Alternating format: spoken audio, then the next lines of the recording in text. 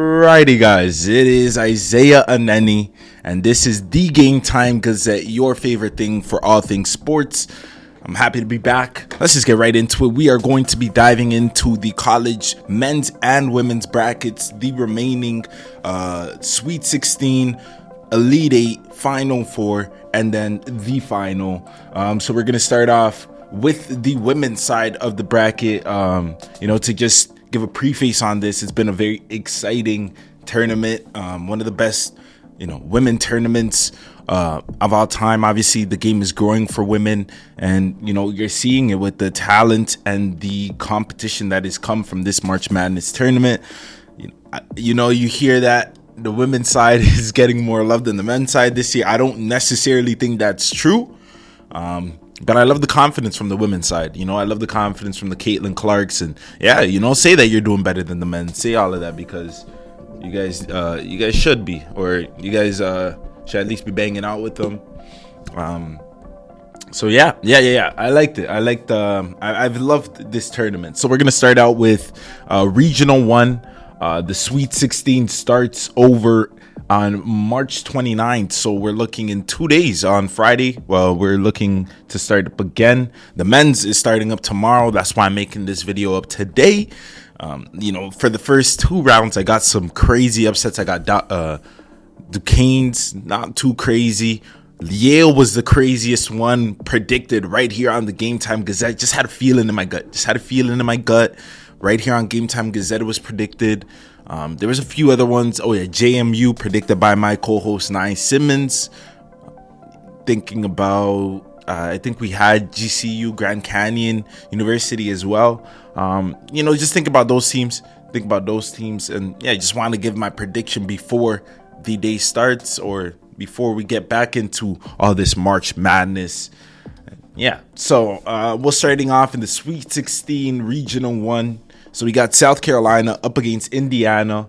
Indiana's had a great season. The Indiana Hoosiers had a great season. Mackenzie Holmes, Sarah Scalia, I believe that's how you say your name, Scalia, right? So Sarah Scalia, Mackenzie Holmes been leading the front for the Hoosiers. Just doing their best. The Hoosiers have a well-balanced offense with 5 players averaging double-digit points. Mackenzie Holmes is the most prolific scorer, while Sarah Scalia helps in multiple areas. Indiana was among the league leaders in field goal percentage and is a great three-point shooting team. So obviously we know that they're offensive, right? We've seen that from the tournament as well. Their game up against, believe they versed, I forget who the Hoosiers faced. It was a good first two games from them, though. Showed me a lot from them. They did, they're pretty good, big on the inside as well. Get the boards, get out, run on the space. Pass the ball. Just move the ball, keep the ball moving, and that's kind of their offensive philosophy. And then shoot up those threes.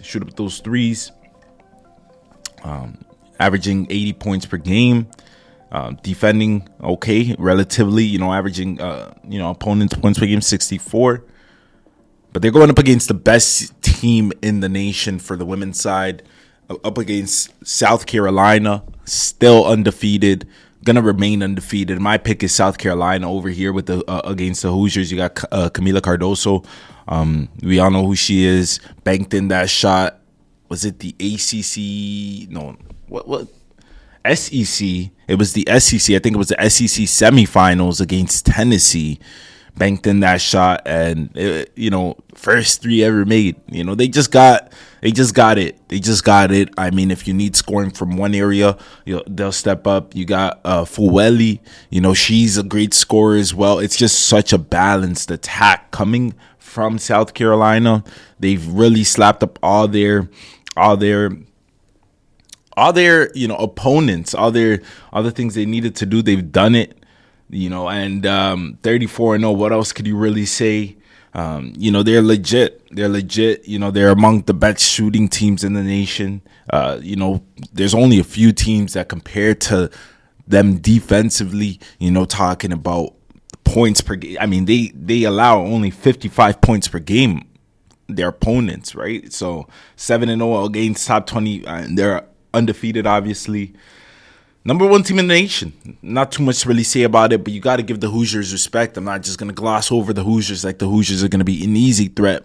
Probably for South Carolina, this probably might be a 10, 15-point game, but the Hoosiers will get their chances in the game. And maybe if they're able to just get a little bit of a stretch there, a little bit of a stretch here defensively, not just offensively, maybe they'll be able to get a favorable result for them. An upset that would shock everybody, honestly, at this point, the way South Carolina has been playing. Then you got Oregon and Notre Dame, Oregon State and Notre Dame. Hannah Hidalgo, ACC Rookie of the Year, something like that, all rookie team for the nation, this and that. She was 22 points per game, 6 rebounds, 5 assists, one of the best players in the nation.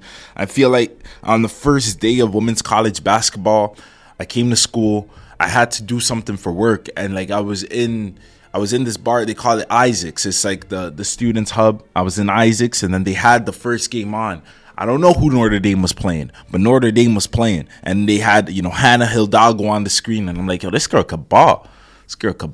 And as a rookie, obviously all of this, all of that, really, really like the fighting Irish. They've had a nice season thanks to their high-octane offense led by Hannah Hidalgo. Notre Dame is a strong team around the basket, with adequate long distance shooting, one of the best margins per game in the nation, at the free throw line, and it's just it's key in close games, things as such. Obviously Oregon State has been, Oregon State's had a great season as well. And this matchup as well, the number 2 and 3 seed and the women's side of the bracket, it's a close matchup. So it's not one that, if Notre Dame has a spread, if Oregon State has a spread of, let's say 4 or higher, take Oregon State's spread. It's going to be a close game. Number 2 seeds are 30 and 27 against number 3 seeds. Number 3 seeds have taken the 6 of the last 8 matchups including 2 wins from number 3 LSU versus number 2 seeds in their run to the title in 2023 champs. Number 3 LSU defeated number 2 Iowa. I'm not gonna lie, I still don't see Oregon State winning this game. Got Hannah Hidalgo and Sonaya Kitron. Even though honestly, Oregon State could really do a thing. They're strong offensive team. Defensively is where they really pick their poison. Averaging, only allowing under 60 points per game for their opponents. But I just really love the way that Notre Dame has played ball this season. And I think that they continue to play ball like that in this Sweet 16 and move on to the round of 8, Elite 8. All right, we're moving on to, let's go Regional 2. Iowa against Colorado. The one player that everybody watches in college basketball, one player that everybody knows from women's basketball in general, Caitlin Clark.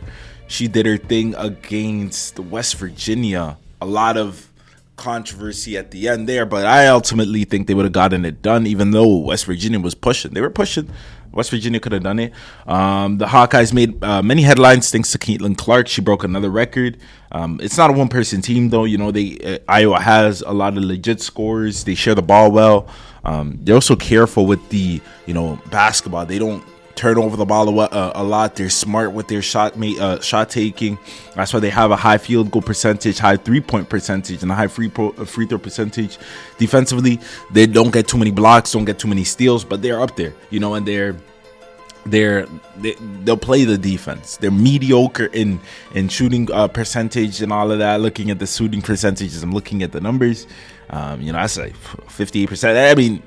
It could be much better, and they allow a lot of points as well. 71 points per game, could be a lot better, but they score a lot. 92 points per game. I don't think there's an offense in the nation in the women's side that compares to Iowa Hawkeyes in their offense, right? So we're looking at a team that, my goodness, on the women's side, number 1 seeds are 33-3 against 5 seeds all time. The most recent upset came in 2013 when Louisville defeated Baylor by 1. Jeez Louise. The average point differential in this matchup is plus 17. So take Iowa's Hawkeye spread, it's looking like. Jeez Louise. And the Hawkeyes have been playing great basketball. Not to say anything in Colorado, because Colorado had the Buffaloes have had a great season. You know, they recruited well. I think the whole thing with Dion coming over there helped them out as well. But they recruited really well. Got Arenado Vonay, Jalen Sherrod. They've done a Mazza. You know, they made an instant splash by upsetting the defending champs LSU. You know, that was the first game of the season. They never went away. They're solid offensively. You know, led by Von Lee. You know, and honestly, you know, young as well. Listen, that I see them as a threat. You know, for coming years, see them as a great team to just have some fun with. I mean, now we'll have some fun here in the in Madness. Obviously, they came dancing, Sweet 16, so they danced. You know, they did a little boogie this year, but I think the boogie stops with the Hawkeyes. You know, just too much offense on this side of the ball. I'd be surprised if Colorado finds a way to stop the Hawkeyes. Even looking at their opponent's field goal percentage, opponent points per game, they haven't really played a team like the Hawkeyes. I mean, I guess you could say LSU, but LSU can't shoot like the Hawkeyes. They can't shoot like the Hawkeyes, but you have to give them props. They did beat LSU, beat them convincingly, 14 points as well. But Caitlin Clark's on the Hawkeyes, and I trust Caitlin Clark to make her way back to the Final Four in her last dance in March Madness. We got LSU against UCLA, the second game in Regional 2. And, Angel Reese, Anessa Moreau, Haley Van Leith, I think that's how you say her name, Van Leith. You know, got ballers over there, over in LSU. But UCLA has had a great season that has gone kind of, I mean, you got Caitlin Clark, you got LSU, you got South Carolina, you got even Stanford. Things that Stanford kind of did zags a little bit. You know, we're going to talk about the zags in a little bit. But UCLA has had a great season, had an amazing season. Lauren Betts and Charisma Osborne, they've balled out this season, both averaging 15 points per game, or Lauren Betts averaging 15, Shamira just under 15 points per game. You know, the Bruins, they have a well-balanced team. Their offense is tremendous, led by Lauren Betts and Shamira Osborne, as I said. You know, they could stuff the stat sheet. If there's a weakness, I mean, the 3-point free throw percentage has been a weakness for most of these teams. You know, you read their scouting reports, you see their numbers, you see what they've done, you watch a little bit of their tapes, and some of these teams get to the line and they really be breaking it. But the game is growing. The women's game's growing for sure. I mean, it happens on the men's side as well. But yeah, honestly, the one thing I would say, though, that does make it seem like it's a different game, and this isn't on the knock, it's really the officiating. Honestly, I'm not even going to lie. The officiating in the women's college game, women's game, I don't watch too much WNBA, so I can't say women's game. But women's college game, from what I watched this past weekend, it's such a different game. Like, the calls are different. It's just like, what are we watching? You know what I'm saying? Like, you're wondering if you know the same type of basketball that they know. I think I was watching it on, I think they were trying to see if it was going to be a flagrant. They call it intentional fouls, right? Intentional fouls in college.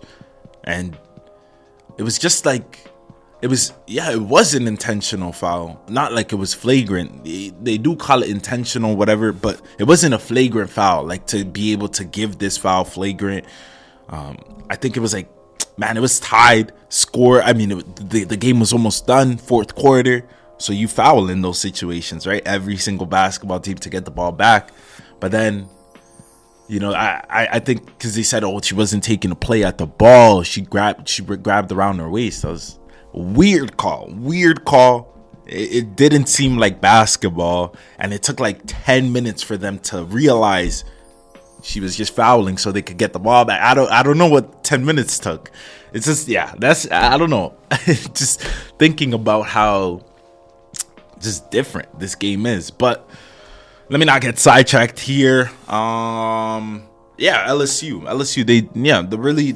they play defensively. It's going to be a defensive slugfest as well. Both teams averaging or allowing under 65 points per game, under 63 if you want to be more specific. UCLA 60 points per game. Great defensive team, great offensive team. Not as good as UCLA, but I mean, not as good as LSU. but they're a really good team. I feel like this is gonna be a much closer game than a lot of people think, especially with what we've seen LSU do in these last few games. I feel like this is gonna be a much closer game than most people think. But I do think that LSU has the pieces and has the wherewithal to be able to make it through. UCLA's had a great season, but I'd really be surprised if they're able to stop LSU here. LSU just got the guards, they got the forwards, they got the coach, they got everything. They got everything, and they're poised to make another Final Four run. Okay, going down to Regional 3 as we pick up a little bit more pace here. Got Baylor against USC. Juju Watkins against Sarah Andrews. Juju Watkins, probably, if not the first, if you don't want to give her the best offensive player, she's definitely the second.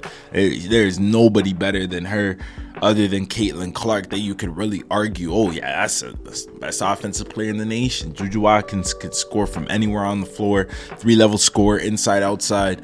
And really lead this USC team that wasn't, projected to do a lot. I mean, the men's side was projected to do more than the women's side, and the women's have done They've really done Amaza. Mackenzie Forbes, really, that not backup, but that second option, right? And really been a great second option for the USC Trojans. They figured to make a deep run. I mean, the star freshman, Juju Watkins, you look at the other side and it was Isaiah Collier, Bronny James, and different guys like that. And you expected those guys to be doing what the USC women are doing, but the USC women are doing it, right? USC men did not play very good basketball this year.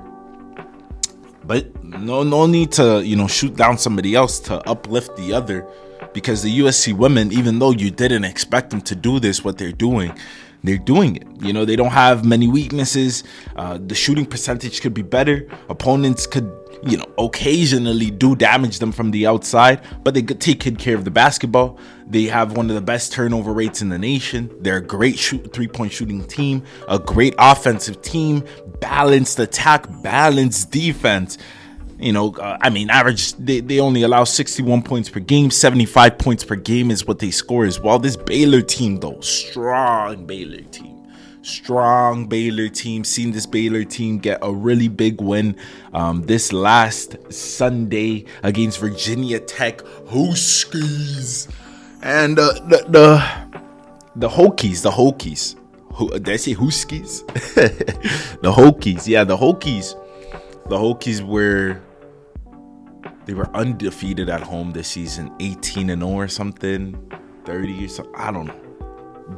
But Baylor beat them. The Bears beat them.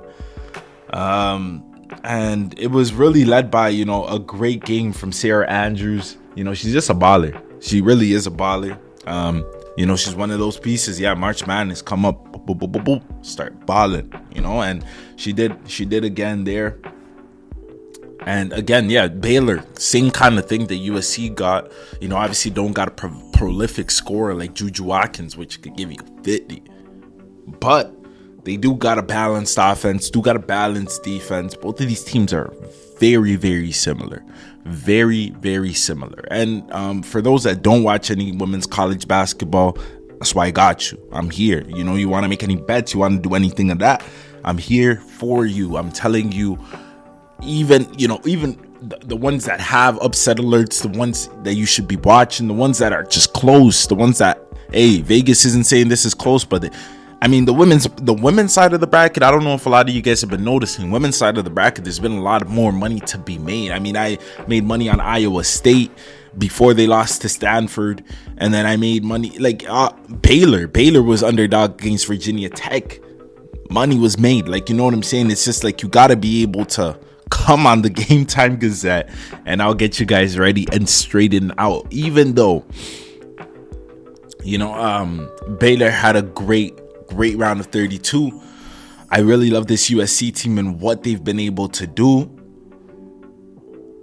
but I'm really seeing an upset here. This Baylor team, they've been picking up steam, even though, number one seeds have been 33-3 against 1-5, something like that. I really don't, I don't see, I'm joking. I'm joking. I chose USC. Just because of their scoring, they're able to, on a close game, Juju Watkins be able to get to the line. Not only her, but her ball movement and her playmaking just sets them apart. It just sets them apart. But I, preface that joke that I said earlier about Baylor, whatever, with that, I wouldn't be surprised if they do take the dub. I would not be surprised if that happens. Baylor's a great team, and they really could do a Mazda here. Okay, second game of the Regional 3. One of my favorite games, Duke against UConn, because I got one of my favorite players, Paige Buckets. You guys know him from high school, and Paige Buckets, bro. Paige Buckets coming on. That was Caitlin Clark before Caitlin Clark. Paige Buckets. I'm not gonna lie. But yeah, I got UConn. It's easy to come with the historic. UConn's like Duke or NC, North Carolina on the next side. You know what I'm saying? On the men's side, these guys have some. On the women's side, these guys are basketball royalty. UConn Huskies, bro. When they had Brianna Stewart, they won 4 times in a row. There was a point where they won like 40, 60 something games in a row. Paige Buckets was injured last year. She wasn't able to come dancing. But she came dancing this year. And she high stepping. And I really got them moving on. I mean, this UConn team, I got them doing Mazas this year. They are scoring. You got scoring from everywhere. Boom, boom, boom, boom, boom. But you can't score against them like that, bro. They only allow 56 points per game. One of the best defensive teams in the nation, much less talk about offensive teams.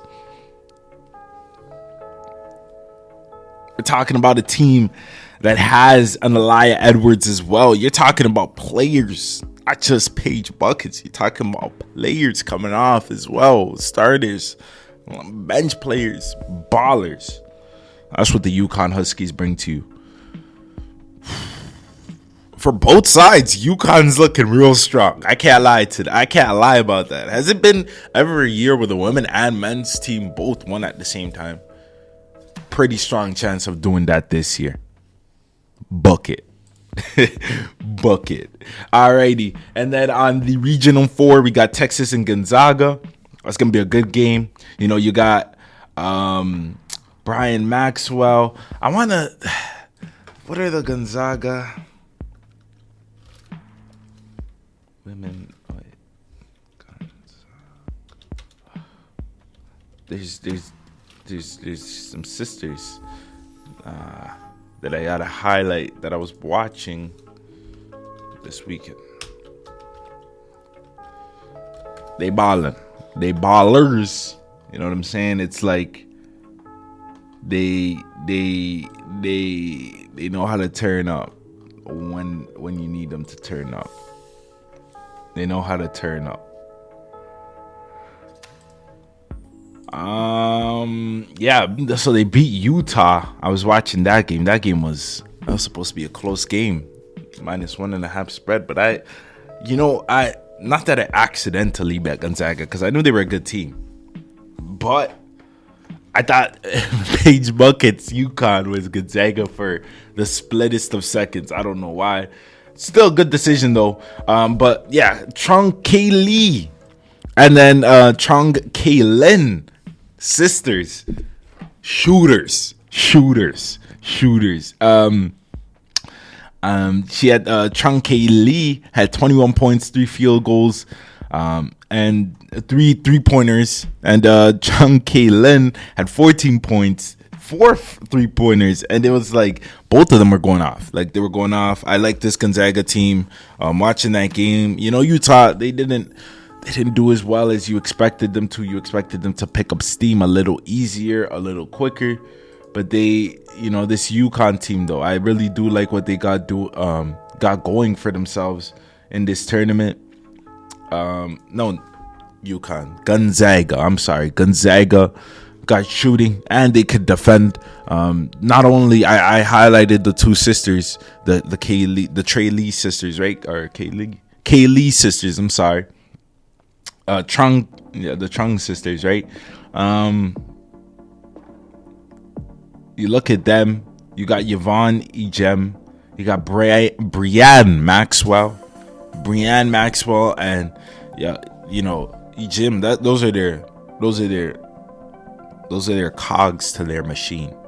Even you got the KD sisters, whatever. Maxwell and Ejem on the inside getting buckets after buckets after buckets after buckets. But and at the end of the day, I like their shooting and I like the way they're able to defend the ball. Even though this Texas team has done just a maza, offensive machine. They're one of the best teams in the nation.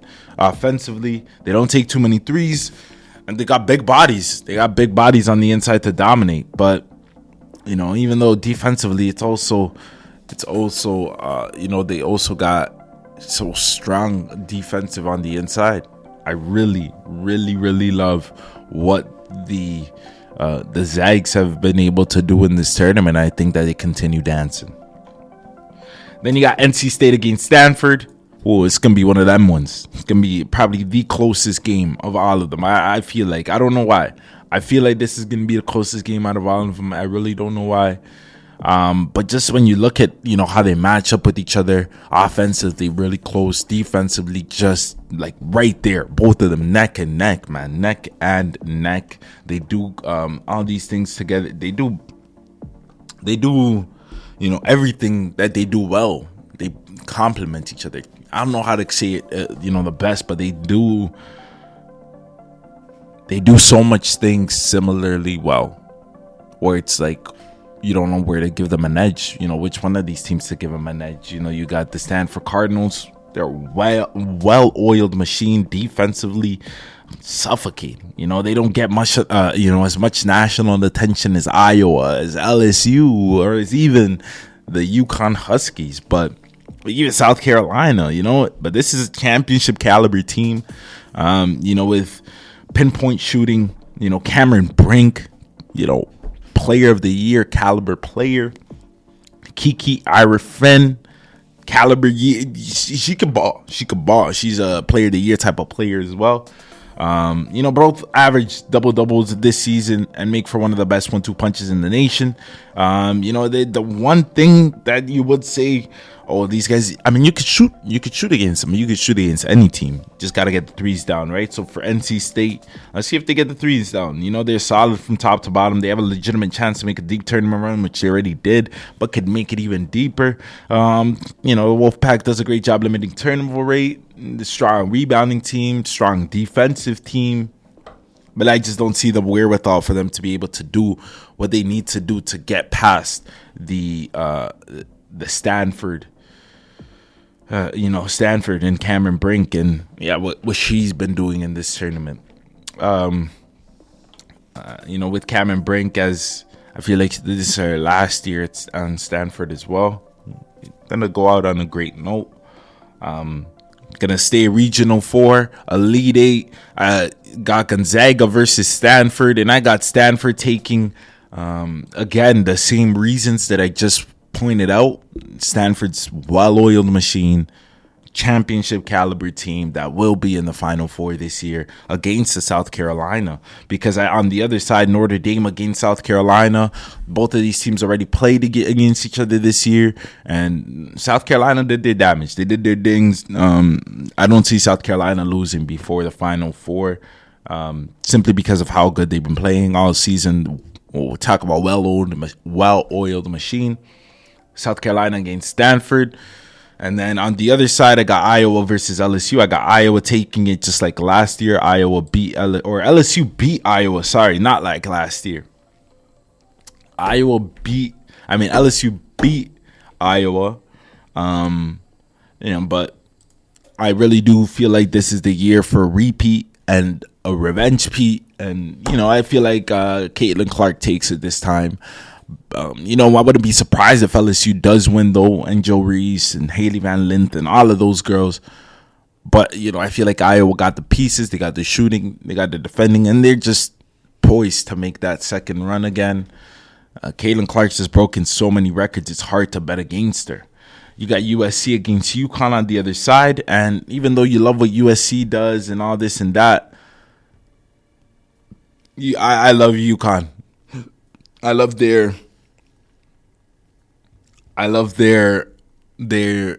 history. I love Paige buckets, and I don't think that the USC can defend them.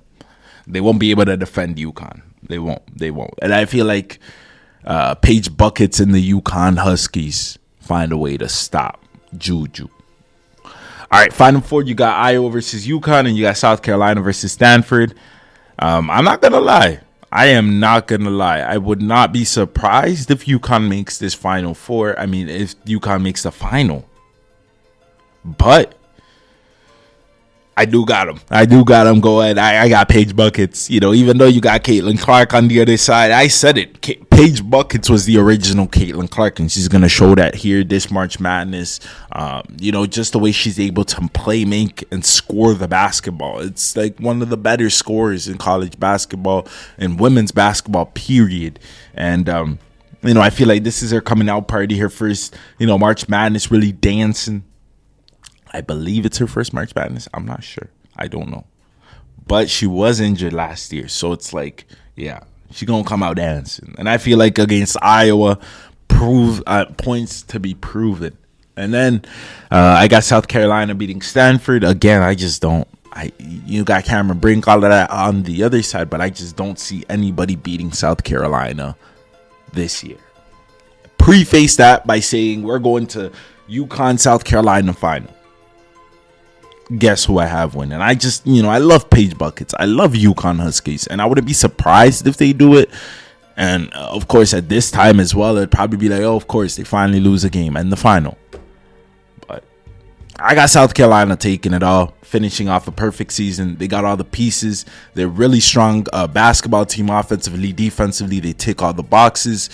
They'd really have to play their bad game, their B, probably C+ game to lose, and I don't see them doing that. So I got the South Carolina Gamecocks winning the women's national championship. All right, let's quickly move on to the men's side of the bracket. I know I went in there with a little bit with the women's, but I really wanted to give you guys, all the looks and everything. Or